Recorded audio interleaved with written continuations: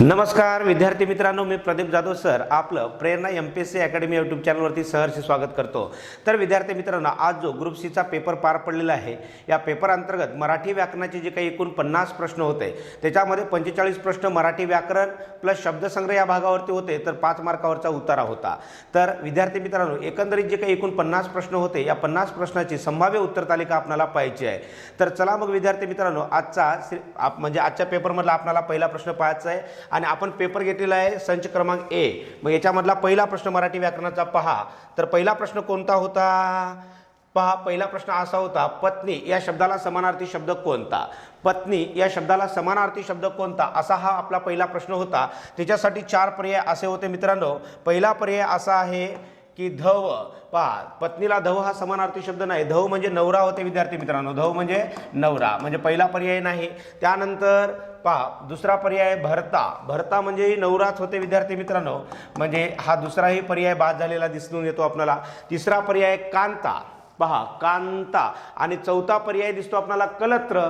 मग आता एक लक्षात घ्या की पत्नी या शब्दाला समानार्थी शब्द आपल्याला कांता दिसतो, परंतु कावर अनुसार असायला पाहिजे होता असा कांता। इथं परसवर्णाने लिहिलेला आपल्याला शब्द दिसतो। मग कधी कधी तत्सम शब्दाचे अर्थभेद दर्शवण्यासाठी आपण परसवर्णाने लिखाण करत असतो। मग कांता हा शब्द असा असता तर त्याला समानार्थी शब्द, मग पत्नीला समानार्थी शब्द कांता झाला असता। परंतु कलत्र, पत्नीला कलत्र सुद्धा म्हणतात। मी तुम्हाला बऱ्याच वेळेस ऑनलाईन बॅचमध्ये शिकवत असताना किंवा ऑफलाईन बॅचमध्ये शिकवत असताना पत्नी या शब्दाचे समानार्थी शब्द सांगत होतो। पत्नीला अर्धांगिनी म्हणतात, पत्नीला दारा म्हणतात, पत्नीला कलत्र सुद्धा म्हणतात। मग कलत्र का म्हणतात मी तुम्हाला सांगितलं होतं की ती नेहमी घरात कलकल कलकल करत असते। पहा, तसा त्याचा अर्थ नाही, मी ते लक्षात ठेवण्यासाठी तुम्हाला सांगितलं, म्हणून तिला कलत्र म्हणतात। याचं उत्तर 4 नंबर। बघा, आयोग सुद्धा याचं उत्तर 4 नंबर देईल विद्यार्थी मित्रांनो।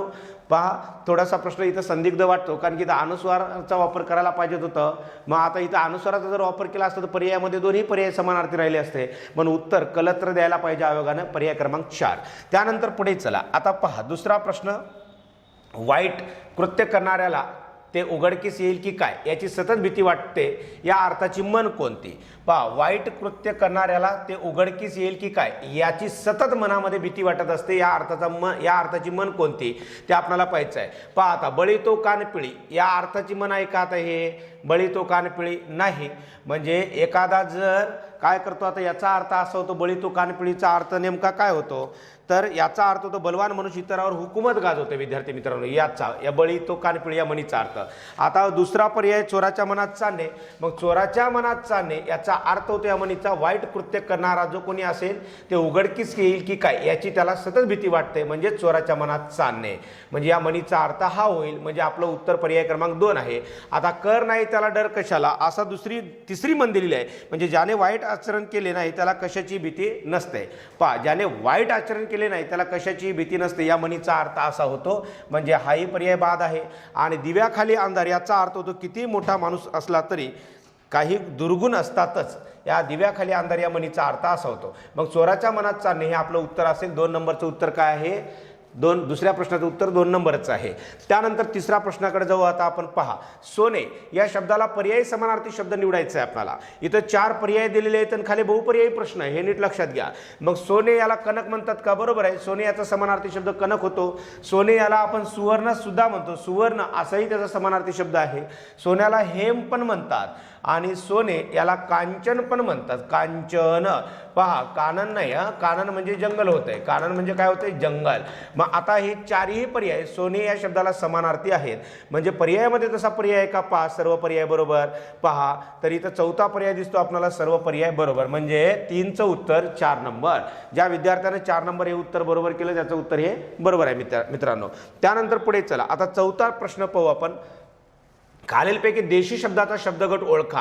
पहा, शब्दसिद्धीवरती हा पहिला प्रश्न आहे, आपल्याला देशी शब्दांचा गट ओळखायला सांगितलेला आहे। इथं पहिला गट बघू आपण, तंबाखू। हा देशी शब्दाचा गट आहे का? तंबाखू नाही। तंबाखू हा शब्द कोण्या भाषेतून आला हे आपल्याला माहिती आहे। कोणत्या भाषेतला शब्द आहे तंबाखू? पोर्तुगीज भाषेतला आहे। मग तंबाखू असेल, बसी असेल, चावी असेल, मग आता हे तिन्ही शब्द तंबाखू, बसी, चावी हे पोर्तुगीज भाषेतले आहेत मित्रांनो। कोण्या भाषेतले आहेत? पोर्तुगीज भाषेतले आहेत। परंतु प्रीती हा जो काही शब्द दिसतो तो तत्सम आहे। हा शब्द कसा आहे? तत्सम, म्हणजे पहिला पर्याय बाद होतो इथं, बरोबर आहे। आपल्याला देशी शब्दाचा गट ओळखायचा आहे। दुसरा पहा, दुसरा गट साबण, फणस, हापूस, कोबी. आता हे जे काही दुसरा पर्याय आहे, दुसऱ्या पर्यायामध्ये हे जे काही शब्द आलेले आहेत साबण, फणस, हापूस, कोबी हे पोर्तुगीज भाषेतले शब्द आहेत. कुठल्या भाषेतले आहेत? पोर्तुगीज भाषेतले शब्द आहेत. मग आता हे सुद्धा दुसराही पर्याय बाद झाला. इथं आपल्याला देशी शब्दाचा गट ओळखायला सांगितलं. त्यानंतर तिसरा पर्याय बाजरी, चिमणी, बोका, ओसरी. आता बाजरी असेल, चिमणी असेल, बोका असेल, ओसरी हा देशी शब्दांचा गट आपल्याला इथं दिसतोय. म्हणजे 4चं उत्तर 3 नंबर आहे. आणि चौथा पर्याय पहा कागद, मिठाई, नोकरी आणि दवाखाना. हे कुठल्या शब्दाचा गट आहे? आता हा फारशी शब्दाचा गट आहे विद्यार्थी मित्रांनो. कुठल्या शब्दाचा? फारशी.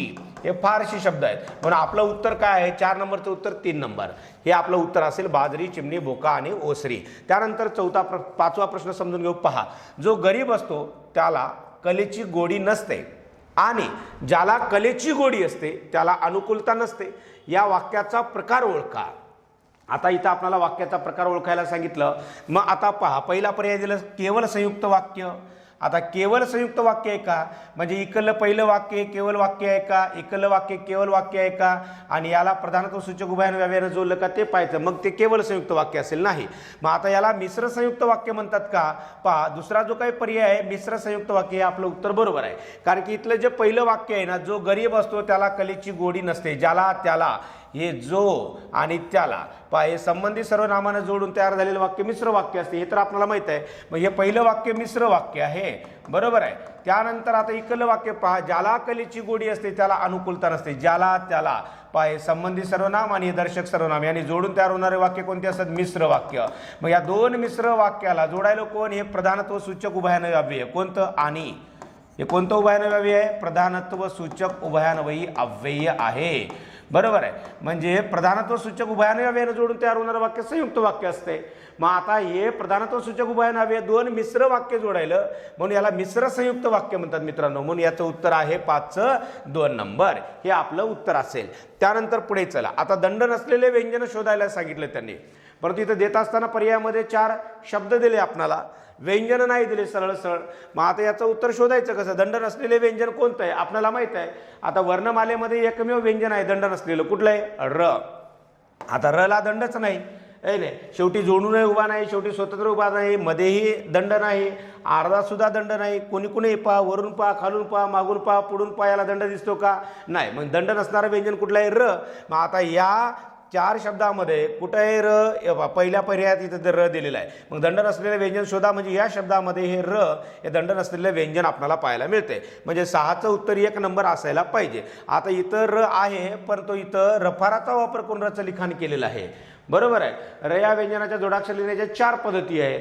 बरोबर आहे. मग ही एक इथं पद्धत दिली पण इथं स्वतः र दिले ना. मग दंड नसणारं व्यंजन कुठलं आहे? र. म्हणजे 6चं उत्तर 1 नंबर आयोगाने द्यायला पाहिजे. इथं हे आपलं उत्तर असायला पाहिजे. त्यानंतर पुढे चला. आता पहा 7 नंबरचा प्रश्न समजून घेऊ आपण. कुठला? हर्ष. आता हर्षच्या विरुद्धार्थी शब्द कोणता असं विचारला आपल्याला. हर्ष म्हणजेच काय होते? आनंद होते. बरोबर आहे. मग हर्ष याचा विरुद्धार्थी शब्द आपल्याला निवडायचा आहे. मग हर्ष याचा विरुद्धार्थी शब्द कोणता आहे? हर्ष खेद. खेद म्हणजे दुःख आणि हर्ष म्हणजे आनंद. मग हर्ष याचा विरुद्धार्थी शब्द कुठला असेल? खेद. म्हणजे पर्याय क्रमांक उत्तर आपलं 3. आता मोद म्हणजे आनंदच होतो. मोद याचा अर्थ काय होतो? आनंद असा होतो. बरोबर आहे. आणि हानी याचा विरुद्धार्थी शब्द लाभ होतो मित्रांनो. हानी आणि लाभ याचा विरुद्धार्थी शब्द होतो. म्हणजे हाही पर्याय कटला दुसरा. आणि हर्ष आणि आनंद तर हे समानार्थी आहेत. म्हणजे हाही पर्याय कटला म्हणून आपलं उत्तर काय असेल? पर्याय क्रमांक 3 हे आपलं उत्तर असेल. त्यानंतर पुढचा प्रश्न पहा. 8 नंबरचा प्रश्न कुठला? आपली पाठ आपणास दिसत नाही. या वाक्यातील ध्वन्यार्थ पुढे दिलेल्या पर्यायातून निवडा. बरोबर. आपली पाठ आपणाला दिसत नाही अशी मन पण आहे. मग या मनीचा अर्थ काय होतो? आपली पाठ आपणाला दिसत नाही. मग या वाक्यातील ध्वन्यार्थ पुढे दिलेल्या पर्यायातून निवडायचं आहे. मग दुसऱ्याचे दोष दिसत नाहीत असं आहे का? दुसऱ्याचे नाही. आता इथं काय म्हणलं? आपली पाठ आपणाला दिसत नाही. मग स्वतःचे दोष स्वतःला दिसत नाहीत असा त्याचा अर्थ होतो. म्हणजे या 8 नंबरच्या प्रश्नाचं उत्तर काय असेल? पर्याय क्रमांक 2 हे आपलं उत्तर असेल. त्यानंतर स्वतःचे गुण स्वतःला दिसतात. दिसतात म्हणाले, दिसत नाहीत असलं तर हेही बरोबर असतं. म्हणजे हे पर्याय बाद झाला. आणि दुसऱ्याचे गुण दिसतात हा हे पर्याय बाद झाला. मग आपली पाठ आपल्याला दिसत नाही याचा अर्थ होतो दुसऱ्याचे दोष स्वतःला स्वतःचे दोष स्वतःला दिसत नाहीत. म्हणजे पर्याय क्रमांक उत्तर 2 हे आपलं उत्तर बरोबर असेल. आता पहा 9 नंबरचा प्रश्न समजून घेऊ. गोडवा हा शब्द कोणत्या नामाचा प्रकार आहे? आता नामाचा प्रकार विचारलं आणि पर्याय दिले असे सामान्य नाम नंबर 1, नंबर 2 विशेष नाम, नंबर 3 दर्शक नाम आणि नंबर 4 भाववाचक नाम. आता गोडवा हे या नामाचा प्रकार कुठला असेल? आता एक लक्षात घ्या, इथं गोड हे काय होतं? विशेषण होतं. या विशेषणाला वा प्रत्यय लागून कुठला शब्द तयार झाला? गोडवा. मग आता सामान्य नाम असेल, विशेष नाम असेल किंवा विशेषण यांना यत व पण पणा वा ताई आई गिरी की हे प्रत्यय लागून भाववाचक नामे तयार होतात. म्हणजे याचा अर्थ गोडवा हे कोणतं नाम आहे? भाववाचक नाम आहे. मग गोडी असेल, गोडवा असेल हे कोणते नाव आहेत? भाववाचक नाम आहे. म्हणून याचं उत्तर 9 नंबरचं उत्तर 4 हे आपलं उत्तर बरोबर असेल. त्यानंतर 10 नंबरचा प्रश्न पहा. मी तुला रामकडून 5 रुपये देववीन या वाक्यातील क्रियापदाचा प्रकार ओळखायला सांगितलं आपल्याला. मी तुला रामकडून 5 रुपये देववीन. मग आता क्रियापदाचा प्रकार कोणता आहे पहा. नंबर 1 भाव कर्तृक क्रियापद. आता या वाक्यामध्ये भाव कर्तृक क्रियापद आलं का? आता भाव कर्तृक क्रियापद कशाला म्हणतात?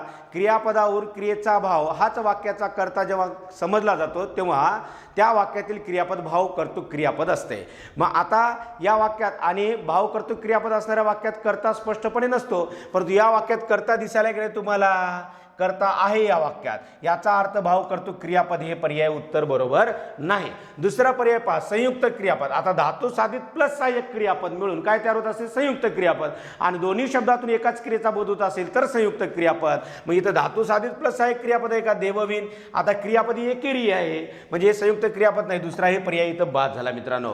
त्यानंतर तिसऱ्या पर्यायाकडे जाऊ, प्रयोजक क्रियापद. आता प्रयोजक क्रियापद कशाला म्हणतात? मूळ धातूच्या क्रियेचा कर्ता ती क्रिया स्वतः करत नसून दुसऱ्याकडून करून घेतो असा जर अर्थ क्रियापदाच्या रूपाने आपल्याला लक्षात येत असेल तर त्या वाक्यातलं क्रियापद कुठलं असते? प्रयोजक क्रियापद असते. आता देववीन याच्यातला मूळ धातू कुठला आहे? दे हा मूळ धातू आहे. याला ववी प्रत्यय लागून प्रयोजक क्रियापद तयार होते. बघा, एकाक्षरी मूळ धातूला कधी कधी व ऐवजी ववी असा प्रत्यय लागतो आणि प्रयोजक क्रियापद तयार होते. मग आता देववीन हे क्रियापद जे आहे हे प्रयोजक क्रियापद आहे. दे हा मूळ धातू आहे, देणारा मी आहे.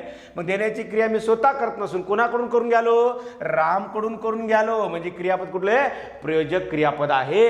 मग मूळ धातूच्या क्रियेचा करता ती क्रिया स्वतः करत नसून कोणाकडून तरी करून घेतो असा जर अर्थ व्यक्त होत असेल क्रियापदाच्या रूपावरून तर तिथं प्रयोजक क्रियापद पाहायला मिळते. किंवा एखाद्या वाक्यातील क्रिया घडून आणण्यासाठी जर बाह्य घटक प्रेरित करत असेल तर त्या वाक्यातलं क्रियापद कुठलं असते? प्रयोजक क्रियापद. मग इथं बाह्य घटक कोण आहे? राम. म्हणून या वाक्यातील क्रियापद कुठलं आहे? प्रयोजक क्रियापद आहे. म्हणजे याचं उत्तर आहे प्रयोजक क्रियापद. आता सहाय्यक क्रियापद तर होणारच नाही म्हणून उत्तर 10 नंबरचं 3 आहे हे लक्षात घ्या. बरोबर आहे. त्यानंतर पुढे पारद्याकडून मोर पकडला गेला. आता 11 नंबरचा प्रश्न पहा. या वाक्यातील प्रयोगाचा उपप्रकार ओळखा. आता हे प्रयोगावरती पडलेला प्रश्न आहे आणि प्रयोगाचा उपप्रकार ओळखायचा आपल्याला. पारद्याकडून चोर पकडला गेला. मग आता या वाक्याचा उपप्रकार, या वाक्यातील प्रयोगाचा उपप्रकार कोणता? मग आता पहा कोणता आहे. नंबर 1 दिलं कर्तरी प्रयोग दिलं, नंबर 2 दिलं शक्य कर्मणी प्रयोग, नंबर 3 दिलं कर्म कर्तरी प्रयोग आणि नंबर 4 आहे भाव्य प्रयोग. आता पहा, आता भाव्य प्रयोगाच्या वाक्यात जर कर्त्याला कडून प्रत्यय लागत असेल, आता हे वाक्य भाव्य प्रयोगाचं आहे आणि कर्त्याला जर कडून प्रत्यय लागत असेल तर तिथं प्रयोग कुठला असतो? कर्म कर्तरी प्रयोग असतो मित्रांनो. कुठला असतो? कर्म कर्तरी. त्याला नवीन कर्मणी प्रयोग म्हणतात. कर्म कर्तरी आणि नवीन कर्मणी एकच आहे. भाव्य प्रयोग नाही. हे पारद्याकडून चोर पकडला गेला हा प्रयोग कर्मणी प्रयोग आहे मित्रांनो. कुठला आहे? कर्मणी प्रयोग आहे. एक लक्षात घ्या. आता या वाक्यातला कर्ता कोण आहे? या वाक्यातला कर्ता पारधी आहे आणि कर्त्याला कडून काय प्रत्यय लागलेला असतो. म्हणजे इथं कर्मकर्तरी प्रयोगामध्ये इंग्रजीतील कशाप्रमाणे रचना असते? पॅसिव्हाइज प्रमाणे रचना असते. इंग्रजीमध्ये जसा बाय प्रत्यय लागतो तसा इथं कर्त्याला कडून प्रत्यय लागलेला दिसतो आपल्याला. मग कर्ता आहे पारद्याकडून हा या वाक्याचा कर्ता आणि या वाक्यातलं कर्म कोण आहे? मोर. हे या वाक्यातलं कर्म आहे मोर. बरोबर आहे. आणि पकडला गेला हे कोणतं क्रियापद आहे? इथं संयुक्त क्रियापद आहे. पकडला गेला. मग आता एक लक्षात घ्या की कर्मकर्तरी प्रयोगामध्ये कर्त्याला कडून प्रत्यय लागलेला असतो. कर्म प्रथमांत असते. आता कर्मणी प्रयोगामध्ये कर्म प्रथमांतच असते आणि इथं जर संयुक्त क्रियापद येत असेल आणि सहाय्यक क्रियापद असं मूळ धातूपासून तयार झालेलं असेल कुठल्या? जा किंवा ए. मग आता हे गेला हे सहाय्यक क्रियापद आहे. कुठल्या मूळ धातूपासून तयार झालेलं आहे? जा. बरोबर आहे. म्हणजे हा प्रयोग कुठला आहे? कर्मकर्तरी, त्यालाच म्हणतात नवीन कर्मणी. काय म्हणतात त्याला? नवीन कर्मणी. हा इंग्रजीतून प्रयोग आपल्या मराठीमध्ये रूढ झालेला आहे. कुठला? नवीन कर्मणी. मग आता पहा ना, कर्मानुसार काय बदलते? इथं क्रियापद बदलते. मग पारध्याकडून लांडोर पकडली गेली. बघा, कर्म बदललं, कर्माचं लिंग बदललं, क्रियापद बदललं, याचा अर्थ हा कर्मणी प्रयोग आहे. आणि आता इथे इंग्रजीतील पॅसिव्ह वॉइस प्रमाण रचना आहे, कर्त्याला कडून प्रत्यय आहे, म्हणजे कर्म कर्तरी प्रयोग आहे, त्याला नवीन कर्मणी म्हणतात. पर्याय क्रमांक उत्तर 3. 11चं उत्तर काय आहे मित्रांनो? 3 नंबर. त्यानंतर पुढे चला, आता पहा पुढचा प्रश्न. समानार्थी शब्दाच्या जोड्या जुळवा. आता समानार्थी शब्दाच्या जोड्या जुळवायच्या आहेत. मग आता अमृताला समानार्थी शब्द कुठला आहे? या 4 पर्यायामध्ये पहा. अमृत, अमृताला काय म्हणतो आपण? शुक म्हणतो का नाही? विस्तव म्हणतो का नाही? हिमांशू म्हणजे चंद्र होतं नाही? सुधा. बरोबर आहे, अमृताला सुधा म्हणतात. म्हणजे याचं उत्तर 4 आहे. बरोबर आहे. मग आता पर्यायामध्ये याचं 4 कुठं कुठं दिसते ते पाहायचं होतं तुम्ही. इथं याचं 4 आहे, 2 नंबरला याचं 4 आहे, परंतु 3 नंबरला याचं 3 दिलं, म्हणजे हा पर्याय बाद झाला होता. त्यानंतर 4 नंबरला याचं 2 दिलं, म्हणजे हाही पर्याय बाद झाला, म्हणजे आपलं उत्तर 1 आणि 2 मध्ये दिसायलं. मग आता दुसरा पर्याय पाहायचं. पोपट, पोपटला समानार्थी शब्द काय? शुक. मग शुक म्हणजे पोपट, त्याला राघुई म्हणतात. म्हणजे बीचं उत्तर 1 आहे. कुठं दिसते? बघा, इथं बीचं 1 दिसायलं, इथं बीचं 3 दिसायलं, म्हणजे हा पर्याय बाद झाला. याचा अर्थ उत्तर पर्याय क्रमांक 1च आहे मित्रांनो. आणि आता पहा, अनल म्हणजे काय होते? विस्तव होते. मग अनलला विस्तव म्हणतात. म्हणजे शीचं 3 आहे का? शीचं 2 आहे का? आहे इथं. त्यानंतर चंद्र म्हणजे काय? चंद्र कशाला म्हणतात? चंद्र म्हणजे हिमांशू म्हणजे काय होते? चंद्र होते. म्हणजे डीचं 3 आहे, मग डीचं 3 आहे का? इथं आहे. म्हणजे 12चं उत्तर काय बरोबर? 1 नंबर हे आपलं उत्तर असेल. त्यानंतर पुढे चला, आता पहा पुढचा प्रश्न. अफलातून, त्यानंतर जुलूम, त्यानंतर कबूल हे शब्द कोणत्या भाषेतील आहेत? पहा, पहिला पर्याय इंग्रजी, इंग्रजी भाषेतले हे शब्द आहेत का? नाही. त्यानंतर पोर्तुगीज भाषेतले शब्द आहेत का? ते पहा, पोर्तुगीज भाषेतले शब्द आहेत का? नाही. दुसराही पर्याय कटला. त्यानंतर फारसी शब्द आहेत का? फारसी भाषेमध्ये या शब्दाची उत्पत्ती दिसते का? अफलातून, जुलूम आणि कबूल? नाही. तर मग कोणत्या भाषेतले हे शब्द असतील? तर हे अरबी शब्द आहेत मित्रांनो. कुठल्या भाषेतले शब्द आहेत? अरबी भाषेतले शब्द आहेत. बरोबर आहे. त्यानंतर पुढे चला, आता पुढचा प्रश्न पाहू. पहा, 14 नंबरचा प्रश्न. खालीलपैकी कोणते देवनागरी लिपीचे वैशिष्ट्य आहे? पहा, खालीलपैकी कोणते देवनागरी लिपीचे वैशिष्ट्य आहे असा आपल्याला प्रश्न विचारला. मग आता पहिला पर्याय पहा, वर्णमालेचे वैज्ञानिक वर्गीकरण झालेले आहे की नाही? आहे. म्हणजे हे एक वैशिष्ट्य आहे देवनागरी लिपीचं. ए बरोबर आहे. त्यानंतर बी बघा, एक ध्वनी एक लिपी चिन्ह. बरोबर आहे. आता देवनागरी लिपीमध्ये एकच ध्वनी असतो, एका ध्वनीला एकच लिपी चिन्ह असते. ध्वनी एक, लिपी चिन्ह एकच असते. म्हणजे हे दुसरंही विधान कसं आहे? बरोबर आहे. त्यानंतर एक चिन्ह एक ध्वनी. बरोबर आहे. एक चिन्ह एक ध्वनी, अपवाद वगळता एक चिन्ह एक ध्वनी. बरोबर आहे. त्याच्या वर्गातील 4 वर्णाचे जर अपवाद वगळले तर एक चिन्ह एक ध्वनी हे सुद्धा बरोबर आहे देवनागरी लिपीचं वैशिष्ट्य. आणि उच्चारण लेखनासाठी एकरूपता. आता उच्चारण लेखनासाठी काय? एकरूपता हे सुद्धा विधान कसं आहे मित्रांनो? बरोबर आहे. उच्चारण लेखनासाठी एकरूपता दिसते का आपल्याला? बरोबर आहे ना. म्हणजे सगळे पर्याय बरोबर आहे असं आहे का? पर्याय कुठं? पहा, बरोबर आहे. सर्व पर्याय बरोबर. मग आता याचं उत्तर काय असायला पाहिजे? 14चं 2 नंबर उत्तर आयोगाने द्यायला पाहिजे. हे झाले देवनागरी लिपीचे वैशिष्ट्ये. पुढे चला, आता पहा, कर्त्याची किंवा कर्माची क्रियापदाशी अशी जी जुळणी, ठेवण किंवा रचना असते तिला काय म्हणतात? पहा, ही व्याख्या कशाची आहे? पहिला पर्याय विभक्ते, दुसरा आहे धातू साधिते, तिसरा आहे आख्या, चौथा आहे प्रयोग. तर ही व्याख्या कोणाची आहे? प्रयोगाची व्याख्या आहे मित्रांनो. कर्त्याची किंवा कर्माची क्रियापदाची जी जुळणी असते, ठेवण असते, रचना असते, योजना असते, आखणी असते, मांडणी असते, बांधणी असते, तिलाच तर आपण व्याकरणात प्रयोग असं म्हणतो. आणि हे प्रकरण आपण 8 दिवसापूर्वी यूट्यूबला सुद्धा टाकलं होतं. बरोबर आहे. आणि टाकत असताना प्रयोगाच्या विविध व्याख्या सुद्धा सुरुवातीला दिल्या होत्या. या व्याख्येची आपण बऱ्याच वेळेस चर्चा केली होती. आता 15चं उत्तर काय? 4 नंबर आहे. त्यानंतर पहा, 16 नंबर. मुंबईत जाताना खंडाळ्याजवळ उजाडले हे वाक्य कोणत्या प्रयोगाचं लक्षण आहे? पहा, मी बऱ्याच वेळेस ऑफलाईन बॅचमध्ये आणि ऑनलाईन बॅचमध्ये सुद्धा सांगितलं होतं तुम्हाला की या वाक्यावरती परीक्षेत प्रश्न विचारला जातो, या क्रियापदावरती. बरोबर आहे. मग आता हे कोण्या प्रयोगाचं लक्षण, कोण्या प्रयोगाचं आहे ते पहा. आता एक लक्षात घ्या, मुंबईत जाताना खंडाळ्याजवळ उजाडले. आता कुठला प्रयोगाचे उदाहरण आहे सांगा? मिश्र संकर प्रयोग आहे का? नाही. त्यानंतर कर्मभाव संकर प्रयोग? नाही. म्हणजे मिश्र तर नाहीच. त्यानंतर कर्मणी आहे का? हा कर्मणी सुद्धा नाही, कारण की क्रियापद कसं आहे एकारांत आहे. आणि आता एक लक्षात घ्या की कुठला प्रयोग असेल भाव कर्तरी प्रयोग, कारण की क्रियापदाच्या रूपावरून एक लक्षात घ्या. आता या अशा वाक्यामध्ये स्पष्टपणे कर्ते असतात का? नाही, कर्ताही नसते आणि कर्मही नसते.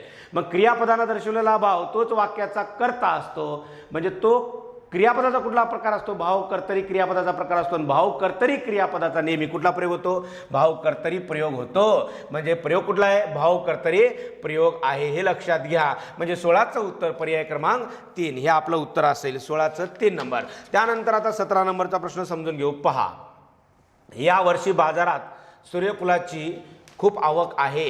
या वर्षी बाजारात सूर्यफुलाची खूप आवक आहे. या वाक्यातील अधोरेखित शब्दाचा विरुद्धार्थी शब्द कोणता? आता आवकचा विरुद्धार्थी शब्द कोणता असेल? पायीत दिला जावक. आवक आणि जावक हे एकमेकाचे काही विरुद्धार्थी शब्द. म्हणजे 17चं उत्तर काय? 2 नंबर. संगमचा विरुद्धार्थी शब्द काय होतो? संगम म्हणजे याचा विरुद्धार्थी शब्द होतो दुरावा. संगम म्हणजे एकत्र येणे किंवा जवळ येणे, मग त्याचा विरुद्धार्थी शब्द होतो दुरावा. आणि आयातचा काय होतो? आयात निर्यात, हे याचा विरुद्धार्थी शब्द आहे, निर्यात असा होतो. आणि आगम याचा विरुद्धार्थी शब्द होतो निर्गम. आगम निर्गम म्हणजे येणे जाणे. बरोबर आहे. म्हणून उत्तर आपलं काय असेल? 17चं 2 नंबर हे आपलं उत्तर असेल मित्रांनो. त्यानंतर 18 नंबरचा प्रश्न पहा. त्याच्या मनात काहीतरी गोम आहे. या वाक्यातील अधोरेखित शब्दासाठी अयोग्य अर्थ असणारा शब्द निवडायचा आहे. आता त्याच्या मनात काहीतरी गोम आहे. आता शब्द एक, परंतु याचे अर्थ वेगवेगळे आहेत. मग गोम या शब्दासाठी कोणकोणते अर्थ बरोबर आहेत आणि अयोग्य कोणता आहे ते आपल्याला निवडायचं आहे. आता गोम म्हणजे याचा अर्थ दोष पण बरोबर आहे. त्याच्या मनात काहीतरी गोम आहे म्हणजे द्वेष आहे. आता व्यंग होते का? बरोबर आहे. त्याच्या मनात काहीतरी व्यंग आहे. बरोबर आहे, व्यंग हे पण बरोबरच आहे. त्यानंतर आता व्याधी म्हणजे काय? आजार होते, आजार हे बरोबर नाही विद्यार्थी मित्रांनो. म्हणजे वाक्यातील अधोरेखित शब्दाचा अयोग्य अर्थ असणारा शब्द कोणता आहे? तर पर्याय क्रमांक 3 व्याधी. आणि गोम म्हणजे रहस्य पण होते ना, त्याच्या मनात काहीतरी गोम आहे म्हणजे रहस्य आहे, हा पण अर्थ होतो. मग रहस्य असेल त्यालाच आपण मर्म म्हणतो, त्यालाच आपण खुबी म्हणतो, मग हे बरोबर आहे. आणि गोम म्हणजे असंख्य पाया असणारा एक जंतू सुद्धा होते की ते, त्यालाही आपण गो म्हणतो. परंतु आता याचा अर्थ पर्याय क्रमांक 3 याचं उत्तर आहे. अयोग्य अर्थ असणारा शब्द हा आहे की पर्याय क्रमांक 3 बरोबर आहे. त्यानंतर आता 19 नंबरचा प्रश्न समजून घेऊ. चला पहा, ज्या वाक्यातील क्रियापदाच्या रूपावरून अमुक केले असते तर अमुक झाले असते अशी अट किंवा संकेत असा अर्थ निघत असेल तर त्यास कोणत्या प्रकारचे वाक्य म्हणतात? म्हणावे. पहा, आता कोणत्या प्रकारचं वाक्य म्हणायला पाहिजे? त्याला संकेतार्थी वाक्य असते. आता क्रियापदाचा प्रकार संकेतार्थी असते, क्रियापदाचा अर्थ संकेतार्थ असतो आणि वाक्याचा प्रकार कुठला असते? मग संकेतार्थी. म्हणजे 19 नंबरचं उत्तर 1 नंबर आहे आपलं, हे बरोबर आहे.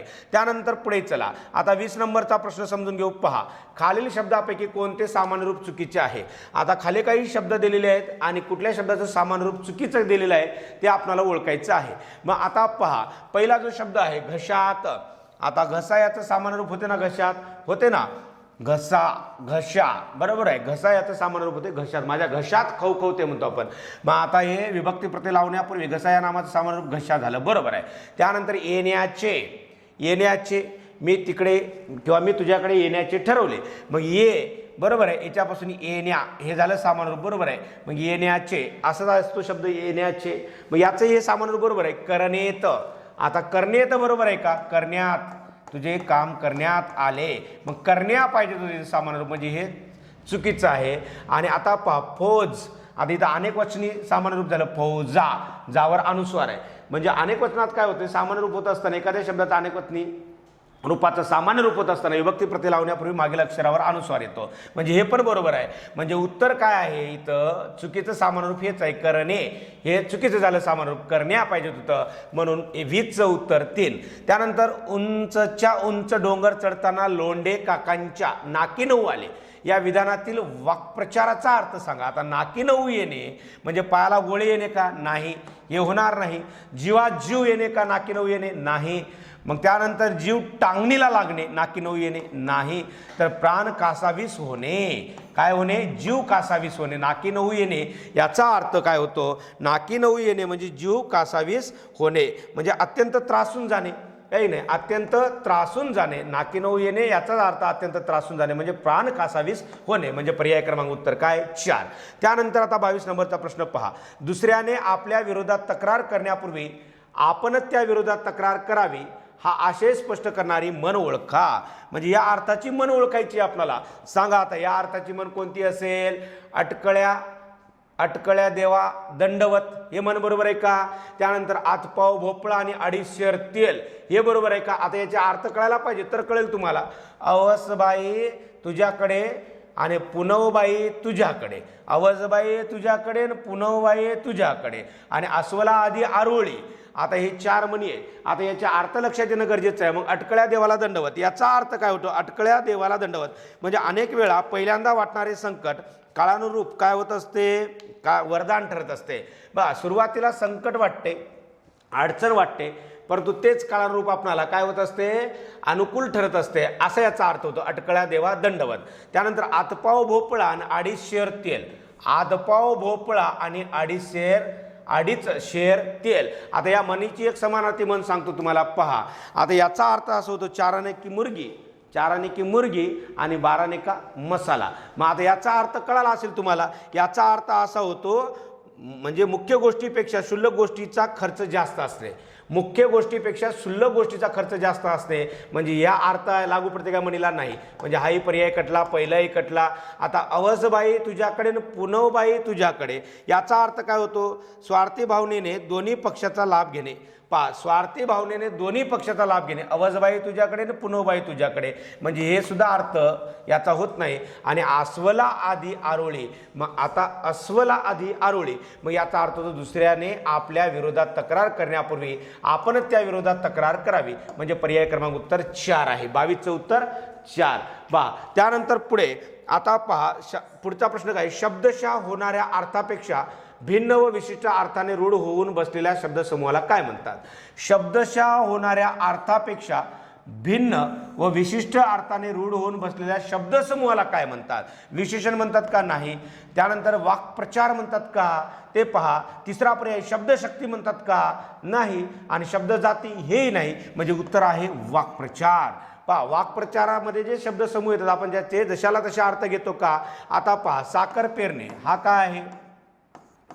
पेरणे, साखर पेरणे हा वाक्प्रचार. आता याचा जशाला तसा रूढ अर्थ घेतो का या शब्दसमूहाचा? साखर पेरणे म्हणजे खरोखर साखर पेरायची का? मग गोडगोड अन्नधान्य म्हणजे तयार होईल असं काय आहे का? नाही. साखर पेरणे म्हणजे गोडगोड बोलून आपलेसे करणे असा वेगळा अर्थ घेतो आपण, बरोबर आहे. त्याचबरोबर नाक मुरडणे. आता नाक मुरडणे म्हणजे खरोखर जाऊन असं नाक दाबायचं का? म्हणजे त्या अर्थ बरोबर आहे का? नाही. आता मूग गिळणे, मूग गिळणे म्हणजे त्याचा शब्दशः अर्थ घ्यायचा का? मूग गिळायचं का? नाही. हे वाक्प्रचार आहे. मग आता याचं उत्तर येते वाक्प्रचार असं याचं उत्तर येते. 23चं उत्तर 2 नंबर. त्यानंतर आता 24 नंबरचा प्रश्न पहा. मुले मोजून पाहिली पण ती 20च भरली. या वाक्याचा प्रकार ओळखा. या वाक्याचा प्रकार ओळखा. पहा, मुले मोजून पाहिली पण 20च भरली. वाक्याचा प्रकार ओळखा. मग या वाक्याचा प्रकार कोणते आहे? मुले मोजून पाहिली पण 20च भरली. वाक्याचा प्रकार सांगायचा. आता पहा, हे वाक्य आता इथं कुठलं उभयानं व्याव्य आलं? हो, हे पण हे न्यूनत्वबोधक उभयानं व्याव्य आहे. आणि हे कोणाचा प्रकार आहे? प्रधानत्व सूचक उभयानं व्याव्यानं जोडून तयार होणारी वाक्य. कोणती वाक्य? असं संयुक्त वाक्य. पहा, प्रधानत्व सूचक उभयानं व्याव्याचे एकूण 4 प्रकार पडतात, बरोबर आहे. कोणते? 4. समुच्चय बोधक, विकल्पबोधक, न्यूनत्वबोधक, परिणामबोधक. मग हे पण एक आहे न्यूनत्वबोधक उभयानं व्याव्य आहे आणि यानं जोडून तयार झालेलं वाक्य कोणतं वाक्य असेल? संयुक्त वाक्य. म्हणजे 24चं उत्तर काय आहे? 2 नंबर आहे. त्यानंतर पुढचा प्रश्न पहा. आता 25 नंबरचा प्रश्न समजून घेऊ आपण. खालील शब्दसमूहापैकी अंशाभ्यस्त शब्दसमूह ओळखा. आपल्याला काय विचारलं? अंशाभ्यस्त शब्दसमूह ओळखायला सांगितलं. आता अंशाभ्यस्त शब्दसमूह कोणता आहे? आता पहा, गेला बिला हा इथं यमक जुळून आलेले शब्द अंशाभ्यस्त शब्द असतात, बरोबर आहे. आपण काय करतो? पहिल्या शब्दानंतर दुसऱ्या शब्दातील पहिलं आद्याक्षर जे असते किंवा वर्ण अक्षर जे असते ते थोडंसं बदलून घेतो. म्हणजे तो असतं अंशाभ्यस्त शब्दसमूह. मग गेला बिला, आंबट बिंबट किंवा आंबट चिंबट, उलटा सुलटा, हे काय आपलं उत्तर आहे 25चं. खालील शब्दसमूहापैकी अंशाभ्यस्त शब्दसमूह कोणता आहे? मग गेला बिला, आंबट बिंबट आणि उलटा सुलटा. त्यानंतर आता पहा, रान रान हे पूर्णाभ्यस्त आहे. खालोखाल हे पूर्णाभ्यस्त आहे. म्हणजे खालोखाल. त्यानंतर मागोमाग हे पूर्णाभ्यस्त आहे म्हणजे हे नाही. आपल्याला अंशाभ्यस्त विचारलं पर्याय क्रमांक 1 उत्तर असेल. गडगडाट, घमघम, गदगद हे तर माहिती आहे, हे अनुकरणवाचक आहे. त्यानंतर पळापळ हे पूर्णाभ्यस्त आहे. डगमगणे आणि कडकडाट हे अनुकरणवाचक आहे म्हणजे उत्तर आपलं यायला पाहिजे 25चं 1 नंबर. काय उत्तर 25चं 1 आहे. तर आता पहा 26 नंबरचा प्रश्न. रसिक हा शब्द डॅडॅस आहे. आता रसिक हा शब्द कसा आहे? आता उपसर्ग घटी शब्द आहे का? त्यानंतर अभ्यस्त शब्द आहे का? त्यानंतर तिसरा पर्याय प्रत्यय घटी शब्द आहे का? आणि चौथा पर्याय सामासिक शब्द आहे का? मग आता रसिक हा शब्द कसा तयार झाला पहा. आता इक प्रत्यय लागून तयार झालेला हा शब्द आहे. रस अधिक इक. आता इक हे काय प्रत्यय आहे, बरोबर आहे. आणि मग काय बनला? रसिक शब्द तयार झाला म्हणजे हा शब्द आहे प्रत्यय घटी शब्द. कृत प्रत्यय लागून हा शब्द तयार झालेला आहे, बरोबर. संस्कृत कृत प्रत्यय लागलेला आहे. हा एक हा संस्कृत कृत प्रत्यय आहे म्हणजे हा प्रत्यय घटी शब्द आहे मित्रांनो. याचं उत्तर 26चं काय असायला पाहिजे? 3 असायला पाहिजे. त्यानंतर 27 नंबरचा प्रश्न पहा. तप घालीत बसणे या वाक्प्रचाराचा अर्थ खालीलपैकी कोणता? आता तप घालीत बसणे म्हणजे तप करून बसणे का? जशाला तसा अर्थ घ्यायचा का? आता वर पाहिला आपण जशाला तसा अर्थ घेत नाही वाक्प्रचाराचा. त्यानंतर अंतर्मुख होऊन बसणे, बरोबर आहे. तप घालीत बसणे याचा अर्थ अंतर्मुख होऊन बसणे हे जवळचं याचं उत्तर असेल विद्यार्थी मित्रांनो. या वाक्प्रचाराचा अर्थ असा होतो. आणि आता पहा तिसरा पर्याय तपश्चर्या करणे नाही, जशाला तसा अर्थ घ्यायचा नाही. प्रार्थना करणे असाही अर्थ घ्यायचा नाही. मग अंतर्मुख होऊन बसणे म्हणजे तप घालीत बसणे हे याचं उत्तर येईल. 27चं उत्तर 2 नंबर असेल. पुढील शब्दापैकी तत्सम शब्द ओळखा. आता आपल्याला तत्सम शब्द ओळखायला सांगितला. आता उत्सव हा तत्सम शब्द आहे का? हां, बरोबर आहे. उत्सव हा शब्द कसा आहे? तत्सम शब्द म्हणजे 28चं उत्तर काय आहे? पर्याय क्रमांक 1 हे आपलं उत्तर असेल. आता दुसरा पहा ना, पान दिला. पान हा शब्द आता हा तद्भव आहे. कसा आहे? तद्भव. कुठल्या शब्दापासून तयार झाला? पर्ण. पर्णपासून पान शब्द तयार झाला, हा तद्भव शब्द आहे. आता अग्नी, अग्नीपासून कुठला शब्द तयार झाला? आग म्हणजे हाही कसा आहे? तद्भव शब्द आहे. आणि विनंती हा सुद्धा तद्भव शब्द आहे. तद्भव. आता तद्भव म्हणजे जे शब्द संस्कृतमधून मराठी भाषेत येतात त्याच्या मूळ रूपात काय होतो? थोडासा बदल होतो. विनती, विनती याच्यापासून विनंती हा शब्द तयार झालेला आहे, बरोबर आहे. म्हणजे हे जे दिसलेले शब्द आहेत हे तत्सम आहेत. आणि आता हे खालचे शब्द तद्भव शब्द आहेत. आणि आपल्याला विचारला तत्सम शब्द म्हणजे उत्सव हा तत्सम शब्द आहे. 28चं उत्तर 1 नंबर असेल. त्यानंतर पुढे चला. आता पुढचा प्रश्न समजून घेऊ. 29 नंबरचा प्रश्न. अपमान केल्यास कुणाला राग येत नाही या वाक्याचा होकारार्थी वाक्य करा. या वाक्याचं होकारार्थी वाक्यात रूपांतर करायचं. अपमान केल्यास राग येणार नाही का? हे आहे का होकारार्थी वाक्य? हां, आता होकारार्थी, आता हे दिलेलं वाक्य कसं आहे? नकारार्थी वाक्य आहे. मग आता त्याचं होकारार्थी वाक्यात रूपांतर करायचं आहे आपल्याला. मग आता याच्यात विधानार्थी वाक्य कोणतं आहे ते पाहावं लागेल तुम्हाला होकारार्थी वाक्यात रूपांतर करत असताना. अपमान केल्यास राग का येऊ नये हे नाही. दुसराही पर्याय कटला, पहिलाही पर्याय कटला. अपमान केल्यास प्रत्येकाला राग येतोच. आता पहा, अपमान केल्यास कोणाला राग येत नाही? अपमान केल्यास सर्वांनाच राग येतो. सर्वांनाच म्हणजे प्रत्येकाला राग येतो. हे उत्तर आपलं असेल 29चं 3 नंबर. अपमान केल्यास राग का यावा हेही नाही म्हणजे आपलं उत्तर काय आहे? पर्याय क्रमांक 3 29चं 3. म्हणजे हे आपण काय केलं? होकारार्थी वाक्य केलं. म्हणजे हे वाक्य होतं नकारार्थी दिलेलं, याचं आपण होकारार्थी वाक्यात रूपांतर केलं. मग आता होकारार्थी वाक्याचं नकारार्थी वाक्यात रूपांतर करत असताना कुठल्याही अर्थाला बाधा येता कामा नये. अर्थ तोच कायम राहायला पाहिजे. म्हणून उत्तर पर्याय क्रमांक 3 हे आपलं उत्तर बरोबर असेल. त्यानंतर तो उत्तीर्ण झाल्यामुळे सर्वांना आनंद झाला. तो उत्तीर्ण झाल्यामुळे सर्वांना आनंद झाला या वाक्याचा प्रकार ओळखा. आता हे वाक्य कुठल्या प्रकारचं आहे? पहिला पर्याय संयुक्त वाक्य, दुसरं आहे केवळ वाक्य, तिसरं आहे प्रश्नार्थी वाक्य, चौथा आहे उद्गारार्थी वाक्य. मग आता या वाक्याचा प्रकार कोणता असेल? केवळ वाक्य आहे मित्रांनो. कुठलं वाक्य आहे? केवळ वाक्य. याला म्हणा केवळ वाक्य, बरोबर आहे. आता हे उद्गारार्थी वाक्य असेल का? उद्गारवाचक चिन्ह दिलं का शेवटी? नाही. प्रश्नार्थी वाक्य असलेलं प्रश्नार्थक चिन्ह आलं असतं? नाही. त्यानंतर संयुक्त वाक्य आहे का? नाही ना. संयुक्त वाक्य राहायला इथं प्रधानत्व सूचक उभयन अव्ययाने जोडून आहे का? नाही. म्हणजे याचा अर्थ हे कोणतं वाक्य आहे? केवळ वाक्य. 30चं उत्तर 2 नंबर. त्यानंतर 31 नंबरचा प्रश्न पहा. बंडा देसायाच्या अकाली निधनानंतर वाड्यातल्या बिराडकरूनेच म्हणजे भाडेकरूने वाड्याचा ताबा मिळविला या आशयाची योग्य म्हण ओळखा. आता पहा, बंडा देसायाच्या अकाली निधनानंतर वाड्यातल्या बिराडकरूनेच वाड्याचा ताबा मिळवला. मग या आशयाची म्हण कोणती? चोराच्या मनात चांदणे आहे का? नाही. आताच वर पाहिलं होतं आपण चोराच्या मनात चांदणे याचा अर्थ काय होतो? गोगलगाय आणि पोटात पाय असा अर्थ होतो का? गोगलगाय आणि पोटात पाय नाही. त्यानंतर मग आयत्या बिळावर नागोबा हे याचं उत्तर असेल. 31चं उत्तर काय मित्रांनो? 31चं उत्तर 3 नंबर येईल. कोणतं उत्तर 3 नंबर? आयत्या बिळावर नागोबा. आता चोराच्या मनात चांदणे याचा अर्थ आपण पाहिला वाईट कृत्य करणाऱ्याला मनात उघडकीस येण्याची कायम भीती असते. एखादी वाईट कृत्य केल्यानंतर ते वाईट कृत्य उघडकीस येण्याची कायम भीती असते, त्याला म्हणतात चोराच्या मनात चालणे. आता गोगलगाय आणि पोटात पायाचा अर्थ काय होतो? वरून साधा बोळा दिसणारा परंतु आतून कसा कपटी माणूस, याचा अर्थ असा होतो. आणि त्यानंतर थेंबे थेंबे तळेसाचे, हे तर माहीत आहे, मोठा म्हणजे इथं काय होते, थोडे थोडे साठवल्यानंतर मोठा संचय होतो. म्हणजे याचा अर्थ की 31 नंबरचं उत्तर काय असेल? 3 नंबर. त्यानंतर पुढे चला, आई बापासारखीच मुले असतात या आशयाची स्पष्ट करणारी म्हण ओळखा. आता आई बापासारखीच मुले असतात, पहिला पर्याय अनुभवाच्या खाणी, दुसरा आहे बाप बेटा सवाई, तिसरा आहे खान तशी माती. बरोबर आहे, हे खान तशी माती म्हणजे आई बापासारखीच मुले असतात. म्हणजे या म्हणीचा अर्थ असा होतो, आई बापासारखीच मुले असतात. 32चं उत्तर 3 नंबर होते. त्यानंतर आता घरोघरी मातीच्या चुली, याचा अर्थ होतो सगळीकडे परिस्थिती सारखीच, हे होणार नाही. म्हणून पर्याय क्रमांक 32चं उत्तर 3 नंबर आहे.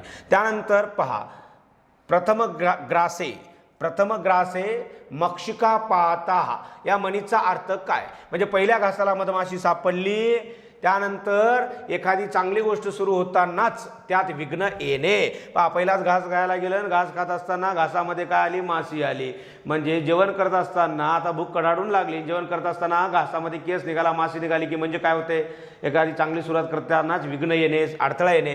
मग एखादी चांगली गोष्ट सुरू होतानाच त्यात विघ्न येणे, असा याचा अर्थ आहे. प्रथम ग्रासे मक्षिका पाहता या म्हणीचा अर्थ काय? एखादी चांगली गोष्ट सुरू होताना त्यात विघ्न येणे, हे याचं उत्तर असेल. 33चं उत्तर 2 नंबर. नामाच्या व सर्वनामाच्या ठिकाणी संख्या सुचवण्याचा जो धर्म असतो त्या डड्यास म्हणतात. आता नामाच्या ठिकाणी संख्या सुचवण्याचा धर्म, आता संख्या याचा अर्थ शब्दशः अर्थ वचनच होते, म्हणून याचं उत्तर आहे वचन, हे वचनाची व्याख्या. बरोबर आहे. 34चं उत्तर 4.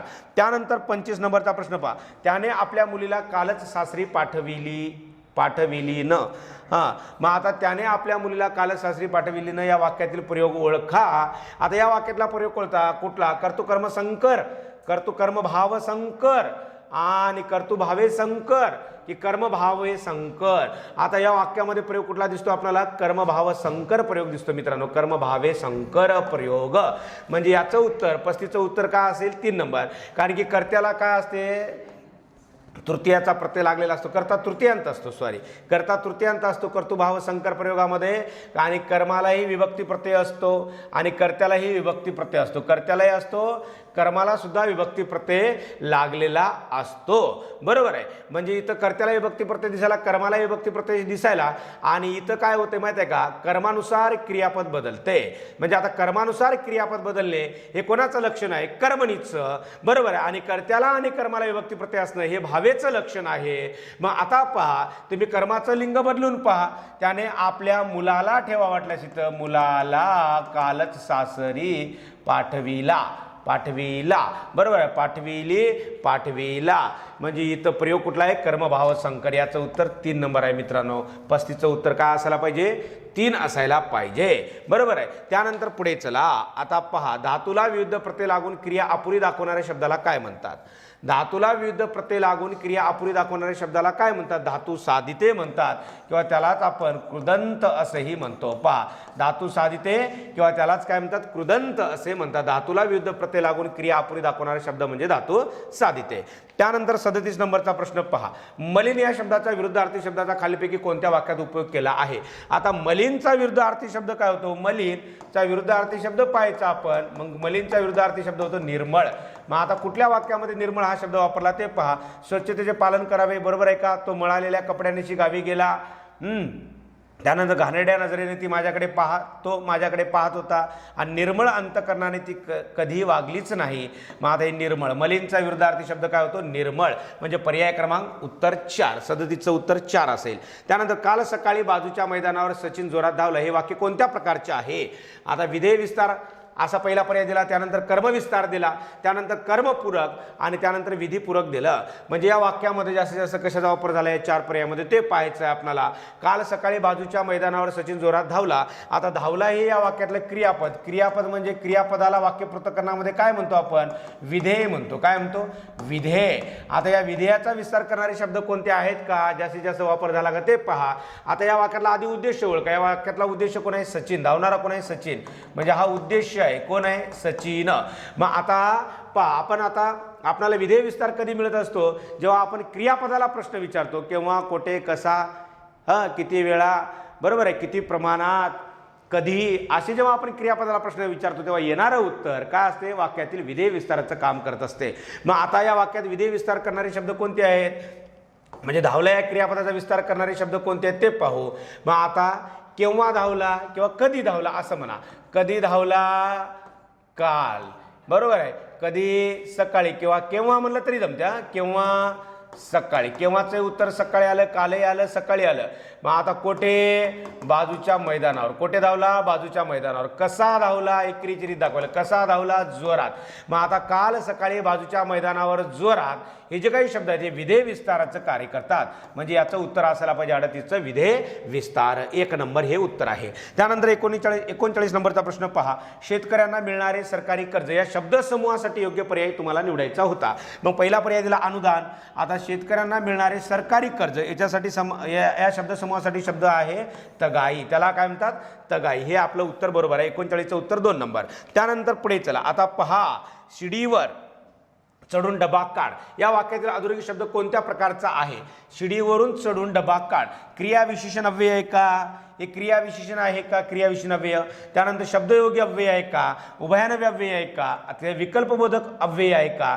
मग आता एक लक्षात घ्या, जे शब्द शब्दांना जोडून येतात किंवा नामाला किंवा नामाचं कार्य करणाऱ्या शब्दाला जोडून येतात त्याला आपण शब्दयोगी अव्यय म्हणतो. इथं आलेलं वर हे काय आहे, शब्दयोगी अव्यय. शिडीवरून चढून डबा काढ.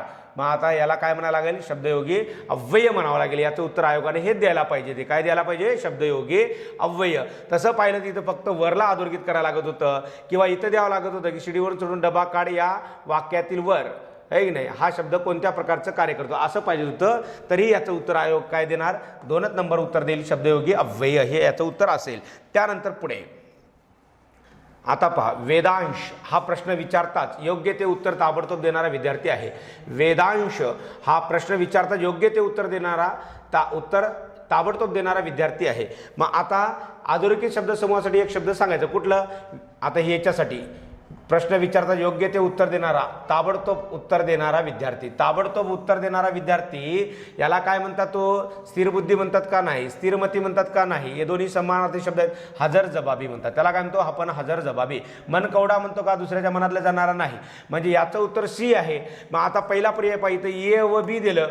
आता ताबडतोब उत्तर देणारा जो कोणी असतो ना, मग त्याला हजर जबाबीच म्हणतो आपण. मग आता इथं सी पर्यायच नाही, ए आणि बी दिसायला, पण हे पर्याय बाद झाला. आता इथं बी डी दिलं म्हणजे याच्यामध्ये सी आलं नाही, म्हणजे हे बादच झाला. आता इथं फक्त सी दिलं म्हणजे हे उत्तर बरोबर आहे. आणि इथं डी दिलं, मनकवडा म्हणजे दुसऱ्याच्या मनातलं जाणार होतं, म्हणून उत्तर आपलं पर्याय क्रमांक 3, 41चं 3. त्यानंतर देवी औदार्य. देवी अधिक औदार्य या पोट शब्दापासून तयार होणारा योग्य जोड शब्द ओळखा.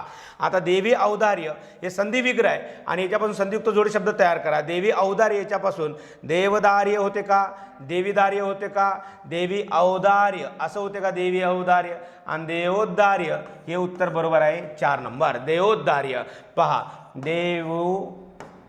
दार्य या शब्दाची फोड कशी होते विद्यार्थी मित्रांनो, देवी आधी काय होते, औदार्य. येणादेशाचं उदाहरण आहे. कशाचं उदाहरण आहे, येणादेशाचं. आता पहिल्या शब्दाची शेवटचा वर्ण दीर्घई आहे, दुसऱ्या शब्दाची पहिला वर्ण अव आहे.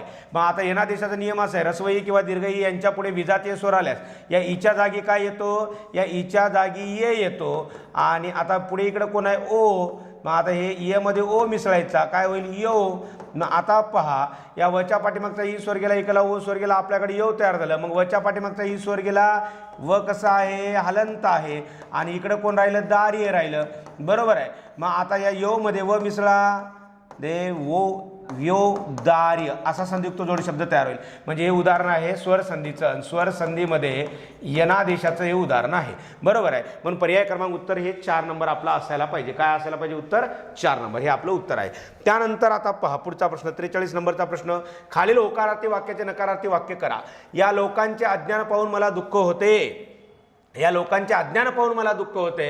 होकारार्थी वाक्याचं नकारार्थी. आता हे वाक्य होकारार्थी वाक्य आहे. मग होकारार्थी वाक्याचं नकारार्थी वाक्यात रूपांतर करत असताना पहा आता काय करायचं, आता क्रियापदाचं रूप नकारार्थी घ्यायचं. परंतु घेत असताना आता दुःख हा जो काही शब्द आहे ना, याचा विरुद्धार्थी सुद्धा त्याचा शब्द ठेवायला पाहिजे. दुःख याचा अर्थ होतो सुख. मग सुख होत नाही असा पर्याय कुठे आहे का, पहा. या लोकांचे अज्ञान पाहून मला दुःख होत नाही. म्हणजे हे नाही उत्तर. या अज्ञानी लोकांचे काय होणार, हेही उत्तर नाही. या अज्ञानी लोकांनी शिक्षण घ्यावे हेही नाही, म्हणजे उरला पर्याय ज्या लोकांचे अज्ञान पाहून मला सुख होत नाही, म्हणजेच काय होते, दुःखच होते. म्हणजे दोन्हीचे अर्थ काय आहेत, कायम आहेत. म्हणजे 43चं उत्तर काय असेल, 4 नंबर. त्यानंतर 44 नंबरचा प्रश्न समजून घेऊ. उद्देशाचे प्रथम उपस्थित संघटक कोणते. आता उद्देशाचे प्रथम उपस्थित संघटक कोणते असतात. आता मूळ उद्देश आणि मूळ विधेय असतात का, नाही. आता आपल्याला विचारलं उद्देशाचे प्रथम उपस्थित संघटक कोणते, आता नाही. हे पहिला पर्याय उत्तर नाही. मूळ उद्देश व विधेय विस्तार असतात का, नाही. त्यानंतर विधेय विस्तार व विधेयपूरक असते का, नाही. म्हणजे आता पर्याय क्रमांक उत्तर एकच उरलं, मूळ उद्देश व उद्देश विस्तार हे उद्देशाचे प्रथम उपस्थित संघटक असतात. मूळ उद्देश म्हणजेच कोण, कर्ता, आणि उद्देश विस्तार म्हणजे कोण, कर्त्याचं, म्हणजे कर्त्याचा विस्तार करणारे शब्द त्याला म्हणतात उद्देश विस्तार. म्हणजे उद्देशाचे प्रथम उपस्थित संघटक हे दोन आहेत, मूळ उद्देश आणि उद्देश विस्तार. हे आपलं उत्तर असेल 44चं 4 नंबर. त्यानंतर पहा 45 नंबरचा प्रश्न. डॅड्या जगवले तरच भविष्यात प्राणवायू मिळणार आहे. या वाक्यात रिकाम्या जागी तत्सम शब्दाचा वापर करा. तत्सम शब्द वापरा. झाड आहे का तत्सम शब्द, नाही. झाड हा देशी शब्द आहे. वृक्ष आहे तत्सम शब्द. मग वृक्ष जगवले तरच भविष्यात प्राणवायू मिळणार आहे, म्हणजे आपलं उत्तर असेल 2 नंबर. हे आपलं उत्तर आहे 2 नंबर, बरोबर आहे. त्यानंतर पुढे चला.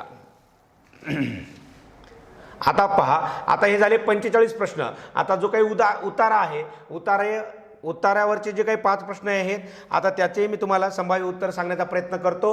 पहा, कमी जास्त होईल इथं, परंतु एक लक्षात घ्या की माझ्या मते मी तुम्हाला उत्तर सांगण्याचा प्रयत्न करतो. मग आता जो काही पहिला प्रश्न आहे, भाषेचे अंतिम उपयोजन कोणते. आता भाषेचे 46 नंबरचा प्रश्न पहा, भाषेचे अंतिम उपयोजन कोणते.